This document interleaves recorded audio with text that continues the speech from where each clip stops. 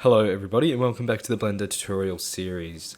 Today we'll be looking at mapping and UV baking. Here in front of me I've got Brandon's DBZ locomotive. It's coming soon. It's in the process of getting textured as we speak, but we'll be using it today to show our different mapping methods in Blender. So if we go into our mesh data, over here you'll find this channel that says UV maps. And this is where your UV data is stored. And what a UV is basically how the mesh is projected in a 2D field to have textures applied to it. It has got one there at the moment because there is a map on it already. So if I go into edit mode and then come up to my screen layout settings and go to UV editing, you'll see that if I highlight what's going on, you can see that I've mapped the body of the locomotive and the cab, and we've also got some other details over here for the rest of the mesh that is off the screen because I was doing a bake test on it for Brandon. So what I'm going to do is I'm going to delete the UV channel out of there because we're going to start fresh. You only ever want to have one UV channel per object, otherwise it will create issues in Trainz when you import it. So now we're in edit mode and we're going to take a look at what we can do to map the locomotive. So the first thing that I always do is I try to map my big spaces first because this is going to take up the most space on the map. Do keep in mind that we can only do texture sizes of 2048 pixels by 2048 pixels. So we don't have much room in terms of resolution unless you want to do multiple maps for objects. So the first thing we're going to look at is actually what I have to do is I have to merge all this back together. This is just the way I had to separate things when I was mapping it before, but we're only going to take a look at the body today. So I'm going to hide all my other stuff there, and we're going to take a look at the body and we're going to map it. This mesh has a lot of 3D elements to it, namely engine doors and hinges and latches. Recently, or in the past, we usually just texture this because the poly count does get pretty ridiculous. But as Trainz develops and computers get better, we can depend on a higher poly count, allowing us to implement more detail into our meshes as well. So we're going to open up a UV mapping menu by pressing U, and our options we're going to use are Unwrap, Smart UV Project, and Project from View. What I'm going to start off with, because it's a big area and to make it the most easiest to texture and bake, is I'm going to use Project from View. When you're using this, you want to make sure you're in your orthographic view by pressing 5 on the numpad, and then 3 to align us to be directly on. Okay, so basically with Project from View, what I'm going to do is I'm going to highlight the side of the locomotive. A good measure for this is I probably go about 2 faces in around the corner, around the curve. We're going to highlight all this. We'll highlight these. The top of the nose. We'll probably leave the top of the nose. We can probably take this as well. Highlight the edge of the cab. I'm not going to get these drains. I'll just quickly do all this and I'll come back.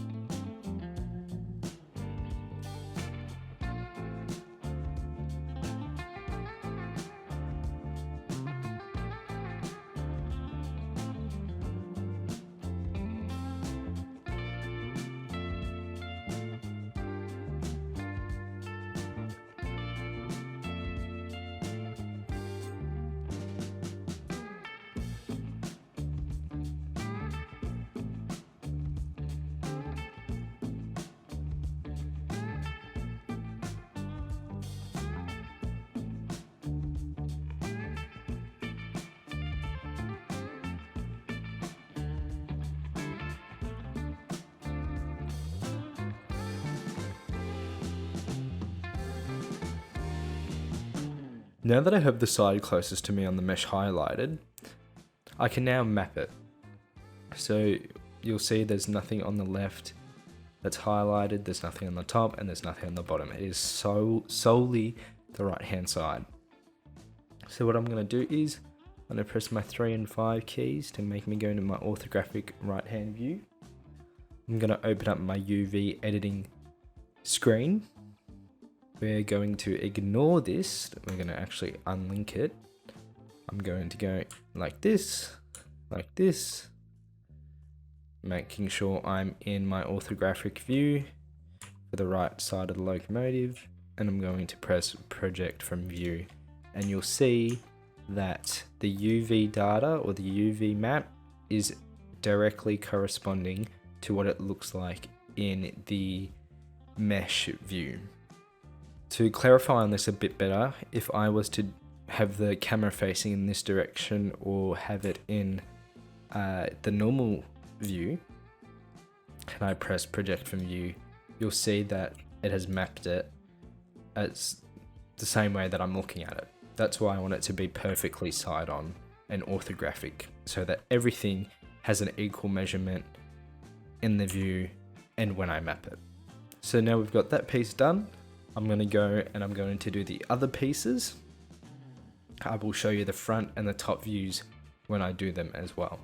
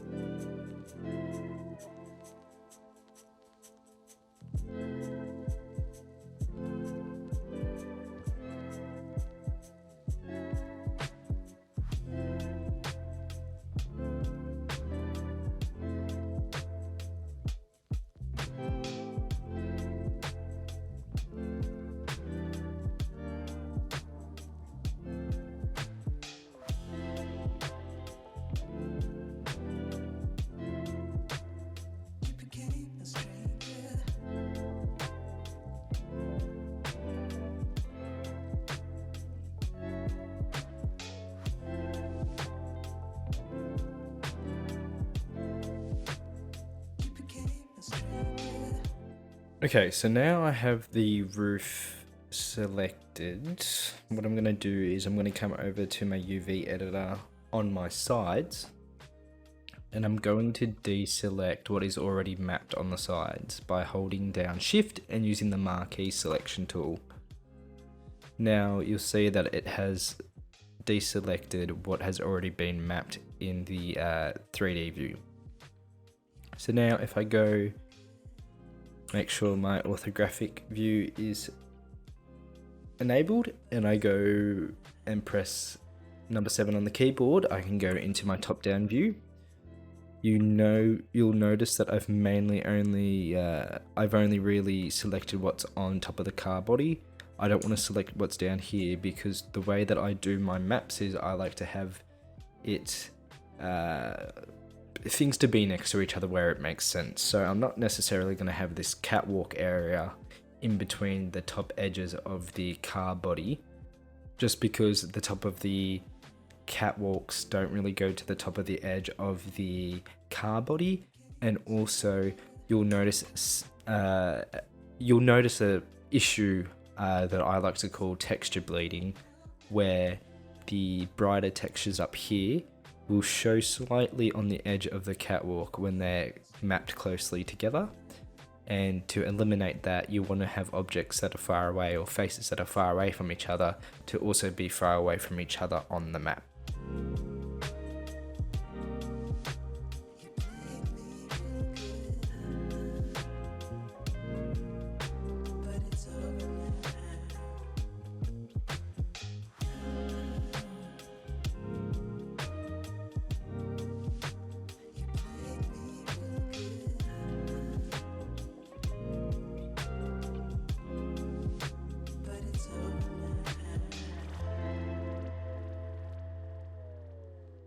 Okay, so now for the most part I've got the main sides of my mesh mapped. And what I want to do is I want to make them all the same scale. The best way to practically do this is to remap it again. And I'm going to keep my zoom the same distance every time I map it. Because you'll notice that if I map it with a zoom like this, it'll be that size in the UV editor. If I zoom out, it'll be smaller in the UV editor. So to keep everything the same scale, I want to keep my zoom the same. And it's very important that everything is the same scale, because then you get the same resolution on your textures and you don't have parts of the mesh that are clearer than the other.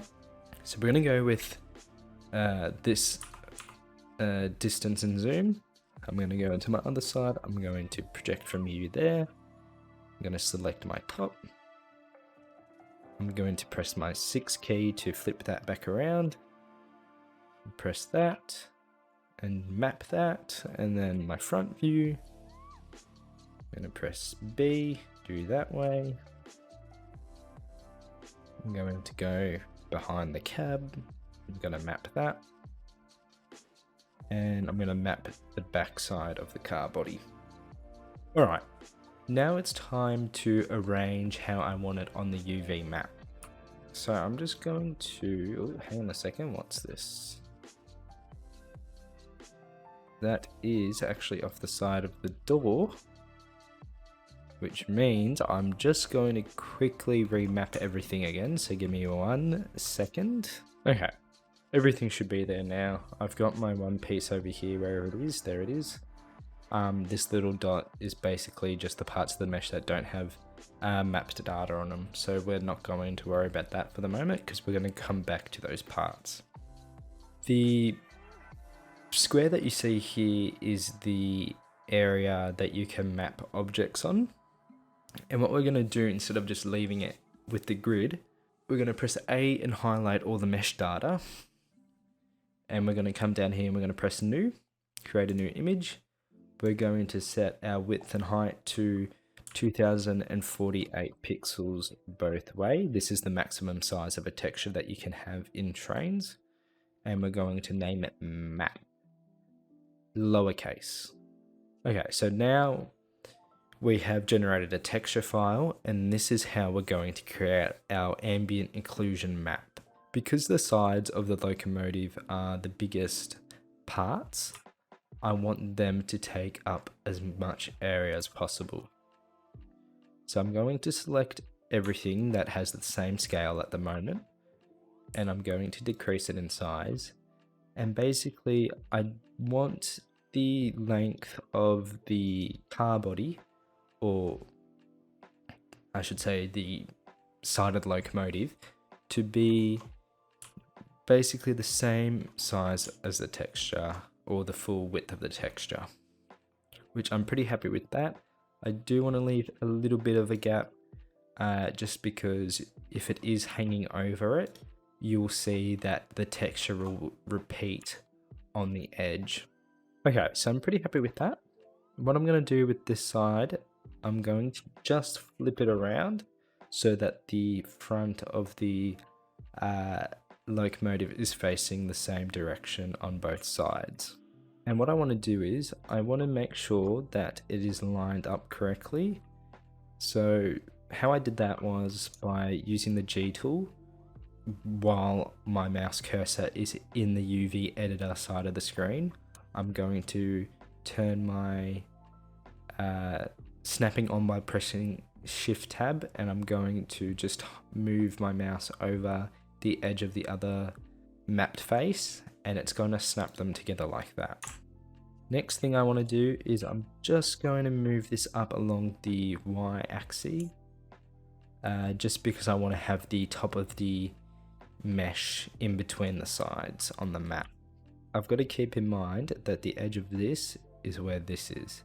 So I can just snap it like that, and now I know that it's in line. I'm gonna move it down,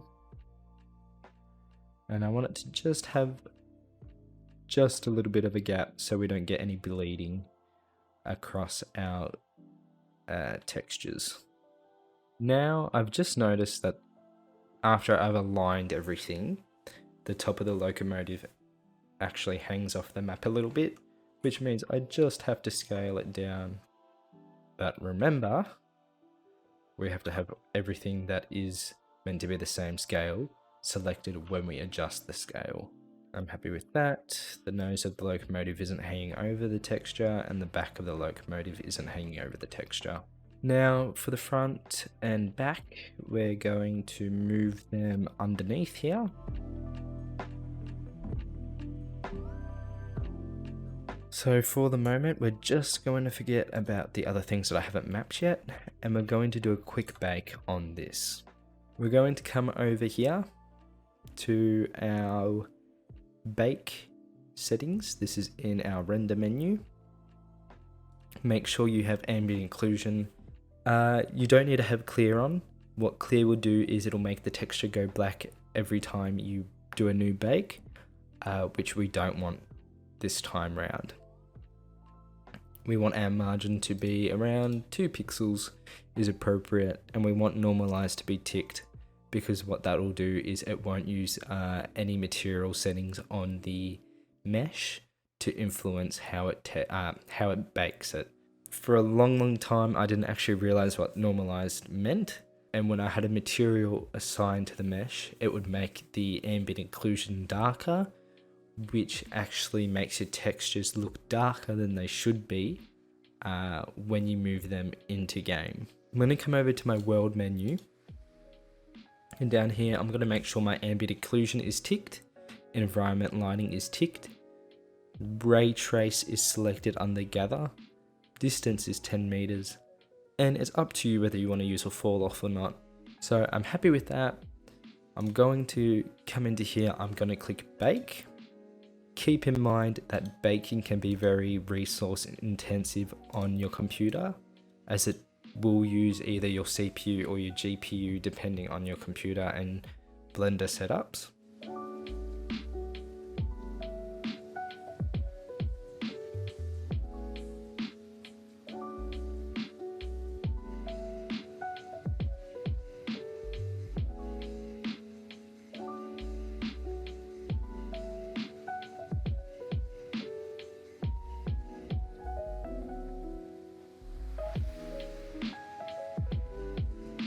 Okay, and just like that, our UV bake is done. You'll notice that in some places where I have faces overlapping each other, there's some weird black squares going on. You'll see just how long that took to bake. I did speed it up a little bit. Do keep in mind, lower end computers will take longer to bake, higher end computers will take quicker to bake. So what I'm going to do now to determine where exactly on the map these baking errors are coming up, I'm going to save my bake. So we're going to go with target raw, and you'll see that my file name is map.tga. I'm happy with that, and I'm going to save it. I'm going to go into default. I'm just going to set up a basic material. So I'm going to head over to my material settings. I'm going to press new. Don't worry about the name for the moment. I'm going to create a new texture file under the material. I'm going to go to open, and I'm going to select my bake. So to fix this, I pretty much want to just go through and I want to select the front faces. So in my orthographic view, I just want to make sure my latches and hinges are selected. So I'm going to have to keep going back and deselecting these. Deselecting where it keeps highlighting the side of the locomotive and the doors. Now that I only have the front part selected of the mesh data that is experiencing the baking error, I am going to separate this by pressing P and going by selection. If I select them and hide them, you'll see that I've only got the front parts of the hinges and latches. Okay, so I'm going to turn my margin to 0 because I don't want any extra pixels added around the bake after it's done. I'm going to send it to bake, and when we go into our UV editor, we will see that now I don't have that issue. And now that I've reset my bake to reappear on the 3D mesh, you'll see that I only have it occurring now on these latches. What this is actually due to is the main body will be slightly overlapping the latch. So what I'm going to have to do is I'm going to have to turn off the rendering for the body so that it's not included as a reflection in the bake. And I'm just going to rebake this again. It should be fixed. Yep, there we go. So we don't have that issue anymore. It was because the body was overlapping. Now you'll see that everything is brought back up again. We're not experiencing the blacking issue. You'll see that we still have some bits that are black because we haven't actually included any mapping information for them to be baked. What I'm going to do is I'm going to select my walkways. So I've got my walkway selected. What we're going to take a look at, first I'm just going to reset my scale. What we're going to have a look at is what Smart UV does. So when I click Smart UV, I get this sub menu. I want to make sure correct aspect is always ticked, but I don't want my stretch to UV to be selected. So we're going to untick that. This stuff here, we don't really have to worry about. We're going to keep our island margin at 0. You can increase that if you don't want your mapping information to be touching each other. However, that's not too much of a deal when it's all the same object. So I'm going to press OK. And when we go into our UV editor, you'll see that it has pretty much automatically mapped this out for us. Instead of having to do the project from view method manually, Smart UV automatically unwraps it for us and we don't have to worry. What I'm going to do is, just so I can see what hasn't been unwrapped yet, I'm going to quickly select the stuff I've already baked and mapped. And to save myself from having to bake that again, I'm just going to separate it into a different object. And now you can see that the only UV mapping data that I can select is what's still left in the object. Another manual method we have when it comes to mapping is marking seams. And the best way to pretty much to describe what this is by showing you. So I don't believe this has any back or bottom faces, no. So all I'm going to do is I'm going to put my seam in here, and I can do that by pressing Ctrl E and pressing mark seam. And you'll see that this edge is now yellow to indicate that there is a seam there. I want to make sure that my scale is perfectly at 1 when I do this, otherwise when I unwrap it, it won't be to scale in the UV editor. We've got to think that now there is going to be a cut there, so the only place where the mesh is going to stay connected is along this edge here and along this edge there. I'm going to select this object, I'm going to come into my UV mapping menu and I'm going to click Unwrap. And now you'll see how I have used seams to create a net of a 3D object. If I was to remove the seams, now that I've remapped it, you'll see that it's not in perspective and it's actually askew. And again, I'm just scaling this to make it a similar scale to the body. And what I'm doing is I'm actually comparing the width of the map of the object that I just unwrapped to the space that it occupies on the map here.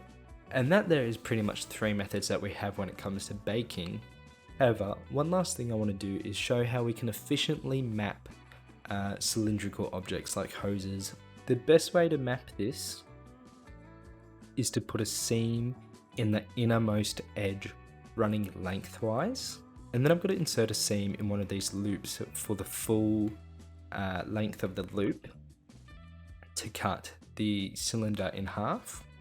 Now I've mapped it, and now looking at it, we can see that it is one long plane and it's cut off at both edges. So it's cut off at both ends, which is stipulated where this loop seam is. So if I was to get rid of that and remap it, you'll see that the UV editor is trying to connect it in a loop because there's nowhere actually specifying where to cut it. And by doing that, it's not a perfect perspective yet again. But the other issue we're facing now is we've still got some perspective issues. How do we fix that? Unless if it's a perfectly symmetrical cylinder like this one is, you will always have some sort of perspective issues when you go to map it manually, and there's no way to really avoid this in Blender. However, the best way you can do that by putting in your inner seam lengthwise, but then coming to each of these loops, and you want your outer edge of the loop to be unselected, and you want the rest of the edges to be marked as a seam. So I'm going to go through and I'm going to do all of these loops.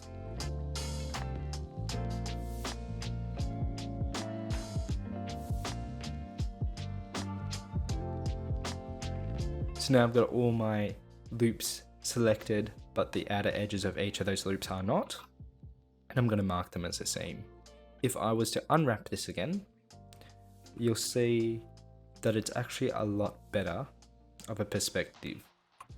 It has constant width, it has no overlapping faces, even though it does curve, which doesn't matter because when you texture it, you're most likely just going to put a solid texture over it, nothing like a pattern or anything like that, so it doesn't really matter. But if you want to avoid that curving, you need to make your cylinders so that the outer edge is flat and not actually intersecting with another one. So if we have a look at this, the outermost point of the cylinder is actually a vertice as dictated here, not actually an edge, but because of the way we have to map it, we have to dictate it by using edges. So if our edges were to be the most outer point, where they would look like this, and this would be in the middle of the object, or in the middle of the cylinder, and then it would bend around, you wouldn't actually have this curving issue. Again, it's not that big of a deal. You're not going to put a pattern on it most likely. You're just going to do a solid color, so it doesn't really matter unless you're going to put a pattern on it. Other than that, that is the best way to map curved objects in Blender. So just before we go, I'm going to do a quick re-render. I'm going to turn my margins back on from last time. And it should do it. Yep, there it goes. So we'll just give it a second. And there we go, that is done. You will experience some sort of bleeding on the textures just because the maps are so close to one another. To avoid this, simply just move them away from each other, and then you won't have the bake so close and you won't have that bleeding. But because it's all on the same object, it probably doesn't matter. Whereas if you had it with another object that is darker than the object that is next to it, say I have this right next to here, you will notice the bleeding a lot more because the darkness of the bake on the other object is transferring itself onto the object next to it. So yeah, just keep that in mind. If you don't want that to happen, move things away from each other. Other than that, that is pretty much it. In the next video, we'll be focusing on how to texture. So you've got the skills of how to bake and how to map. Go ahead and do that. It does take a bit of a while, especially on lower end computers, because you've got to give it time to render in the bake. But go off and do that, and join me in the next one, and I'll show you how to put your textures on and your materials. And then after that, we'll be getting our models into game. Thank you so much, guys. I'll catch you in the next one.